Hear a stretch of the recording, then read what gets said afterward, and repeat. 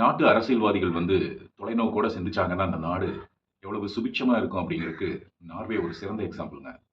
1970கள் 80கள்ல பார்த்தீங்கன்னா, நார்வேல பெட்ரோலியம் கண்டுபிடிக்கப்பட்டு, oil exploration அந்த பெட்ரோலியம் ரிலேட்டட் இண்டஸ்ட்ரீஸ்லாம் டெவலப் ஆச்சுங்க.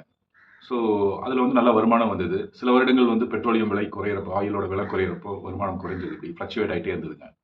ஸோ, அவங்க அந்த நாட்டு அரசியல்வாதிகள் ஒரு வருடம் பார்த்தீங்க அப்படின்னா, மிதமிஞ்சிய லாபம் வந்தது அவங்களுக்கு. ஒரு $150 மில்லியன் சர்ப்ளஸா வந்ததுங்க. உடனே வந்து அவங்க நம்ம ஊர் அரசியல்வாதி மாரி, அதில இலவசத்த குடுத்து அடுத்த எலக்ஷன்ல ஜெயிச்சு ஆட்சிக்கு வந்துரலாம் அப்படின்லாம் அவங்க யோசிக்கலைங்க.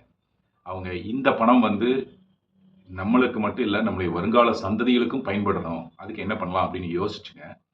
அந்த $150 மில்லியன் வந்து அவங்க அப்போ உலகத்தில் இருக்கின்ற மேஜர் எக்கனாமிஸ்ல இருக்கிற பங்கு மார்க்கெட்ல America, you know Europe, Hong Kong இந்த மாரி ஸ்டாக் மார்க்கெட்ல எல்லாத்தையும் இன்வெஸ்ட் பண்ணாங்க. $150 மில்லியன்.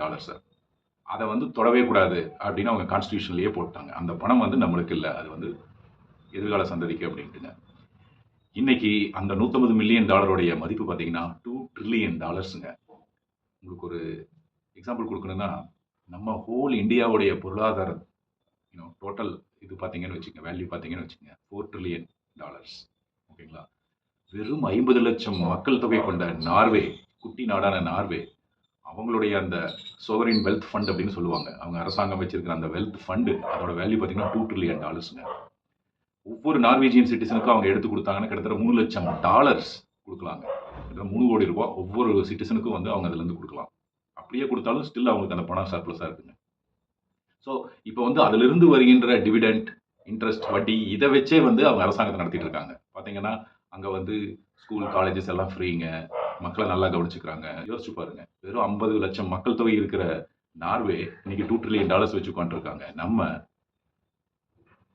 10 லட்சம் கோடி கடன்ல உட்காந்துட்டு இருக்கோம். அவங்க இருக்கிற பணத்தை வந்து அரசியல்வாதிகள் வந்து உதாரித்தனமா செலவு பண்ணாம அடுத்த தலைமுறைக்காக முதலீடு பண்றாங்க. நம்ம அரசியல்வாதிகள் இல்லாத பணத்தை கடன் வாங்கி உதாரித்தனமா செலவு பண்ணிட்டு இருக்காங்க.